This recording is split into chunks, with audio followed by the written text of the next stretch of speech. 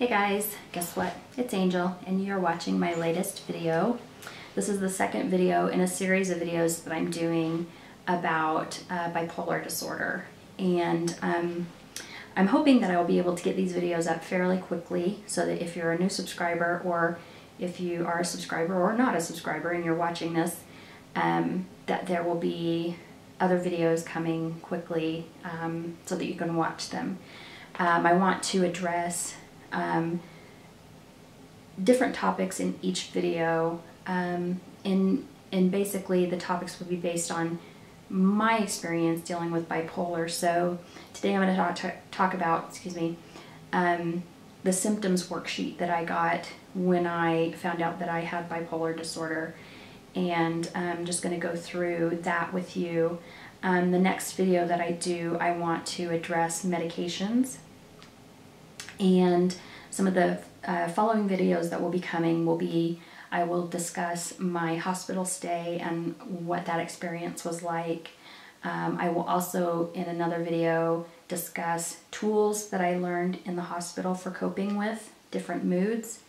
And we will also discuss just some different things that I've experienced over the years with my mental illness. And hopefully these things will reach out and touch somebody that is struggling with this, that maybe just needs to know that somebody else is struggling with it, and that we're not abnormal, we just have a disease. And we just have to help each other cope with our disease. And I really want to, in some way, try and remove the stigma that comes with mental illness, because we need to talk about it. I mean, people, I don't want to get really dark here, but people take their lives because of their mental illness. And I think that the more we talk about it and the more we can make each other self-aware, and the more we can help each other. So that's what I'm really hoping to do through these videos. And I really am hoping that people that are watching this will ask questions and will comment if they've had experiences, and maybe it's something that we can talk about over the videos and just make it an open dialogue. So, okay, so moving right to what we're going to talk about today. When I first learned that I had bipolar, I was given this worksheet, and this is just basically, it's a made-up person, but it discusses the symptoms that he's experiencing. And when I got this worksheet and I looked over it, this is what made me emotional, because I could relate to almost everything on this worksheet, except for like a few categories did not apply to me. But so let's jump right in. Okay, so it's called Paul's worksheet. Paul is our imaginary person that deals with bipolar. And when Paul is manic, he is irritable. He feels like he's the only one with a brain. He's very self-confident. He may start but not finish tasks. He can't stand to be around other people. He may only sleep for like 4 hours a night. He might forget to eat because he's so busy doing things. You know, he's just busy. He has so much energy. He cannot hold on to his thoughts because he has so many thoughts racing through his head all at once. His thoughts are fast and disorganized, but he feels very creative until he reaches his peak of energy. He's very interested in having fun. He might be more sarcastic. It's very hard for him to sit still. His energy level is high, but it's a nervous energy. Noises really get on his nerves, okay? And this is when he's manic.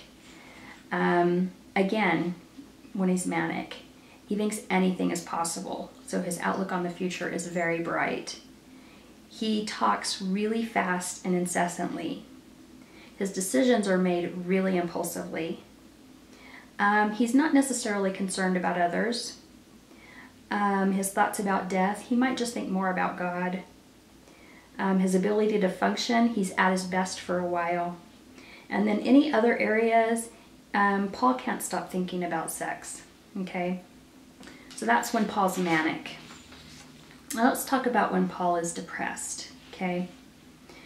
Now, almost everything in the manic column, with exception to maybe the last few, I could completely relate to. The depressed column really made me emotional. So, when Paul is depressed, he's sad, he hates himself, he has no confidence. He lays in bed and watches TV. He doesn't want anyone to see him. He sleeps all the time. He's not hungry. He might stare at a page, but he can't read it. His mind is slow and it's sluggish. He has no creative thoughts. He has no interest in doing anything fun. He doesn't want to move off the couch. He doesn't think anything's funny. He has no energy. Noises, he doesn't really hear what's going on around him. He's kind of like in his own daze. He feels like there's no future. He has difficulty forming words, or he will not talk. He can't make decisions. He's concerned about what other people think about him. He feels like others would be better off without him. He can function, but it takes a lot of effort. And he really has no interest in anything else. Now, when I read that column, I just cried because I could relate to everything in that column. When I'm in a depressed state, I feel like I am the biggest loser on the planet, and I feel like I'm a fake, I'm a phony, and I feel like I don't want to go out of the house because people will find out that I'm fake and that I'm phony. And what I mean by that is, a lot of times we put on a show for people.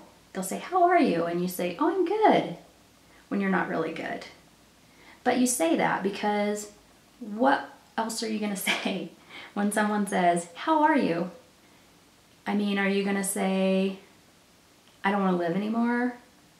I mean, that's really not socially acceptable.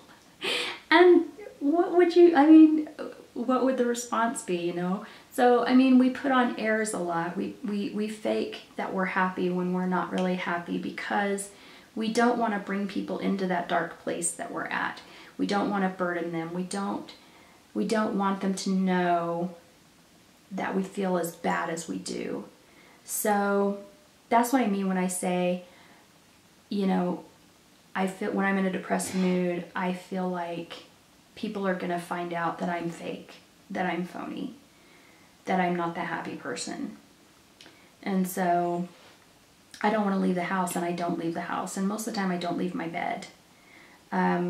Usually when I'm in a depressed state, I will stay in bed all day. And then by about 9 o'clock at night, I'll get up and I'll shower and I'll put on a fresh pair of pajamas and I'll crawl back in bed. And that's kind of my routine when I'm in a really bad depressed state.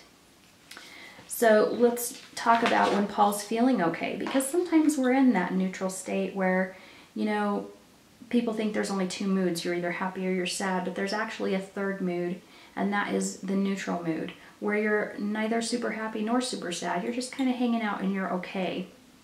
And that's an okay mood. So when Paul's feeling okay, he's content, he's okay.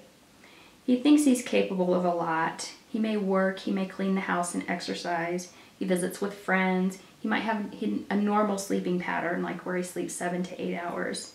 He likes to eat. His concentration is pretty good. He can read things. He's a pretty quick thinker. He can be creative. He has some interest in having fun. He likes to keep busy and keep moving. He likes to tell jokes. His energy level, he has enough to get things done. Noises, when he's okay, usually don't bother him. His outlook on the future, he's not certain what tomorrow will bring. He's talkative, but he doesn't interrupt others. He can make good decisions. He can concentrate, and he's considerate of others. He doesn't really think about death, and he functions fairly normally.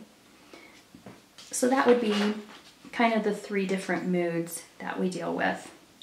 So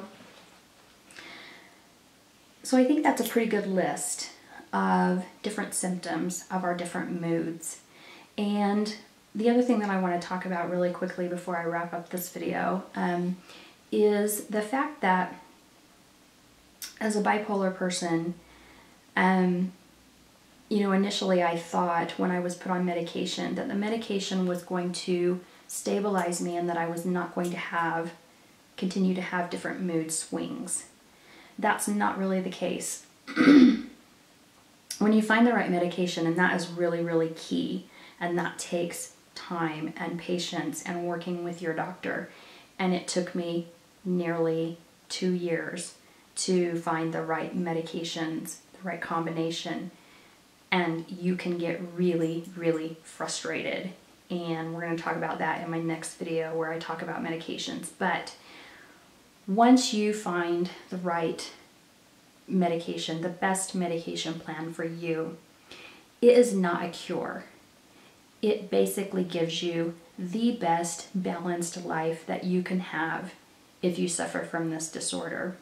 So for the most part, you're going to be stable, but it does not guarantee that you're not going to have a hypomanic mood. It does not guarantee that you're not going to be depressed. You are still going to have these different moods. And that's what makes this disorder really, really difficult to live with. And a lot of people tend to lose hope. And I've been there. And it's a cycle. But you have to keep going. You have to know that a balanced life is possible. You have to gain a relationship with your doctor. And if you don't have that, maybe you have the wrong doctor and maybe you need to find a different doctor. And you need to have a good counselor. And you need to have open dialogue with your spouse or someone that's close to you that you can talk to when you are having a really difficult time. You need to have those outlets. And I'll probably make a video also on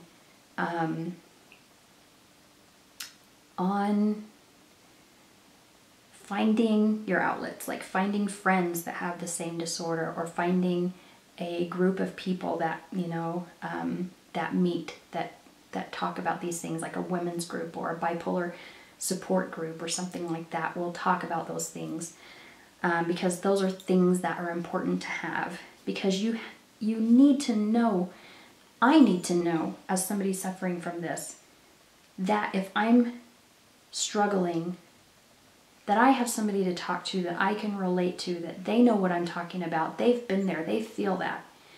And then that gives me hope, because I know if they can get through it, I can get through it. What one man can do, another man can do, or woman. And that you can have a full life.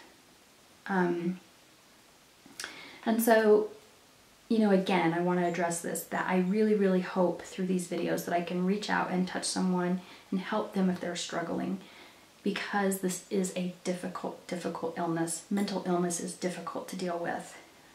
When your mind, when your brain is not functioning correctly, it affects your entire life. It affects the lives of your loved ones. And it has a big effect on our lives. And I also really, really, really want to do something to remove the stigma of mental illness. Make people understand that we're just normal people struggling with a disease. And we need help. Sometimes we need help. Sometimes we need a shoulder to cry on. Sometimes we just need you to be there and say, you can do hard things. And you can get through it. So hopefully these videos will do that. And please comment, please ask questions. If you have questions or you have an experience that you want to share, please comment below. of these videos, and I'm going to continue to make them, and I'm going to try to get them up rather quickly so that if you are watching, you can follow along with them. And anyway, I hope that you are having a good day. I hope that you are having a good week. And until the next video, I'll talk to you later. Bye.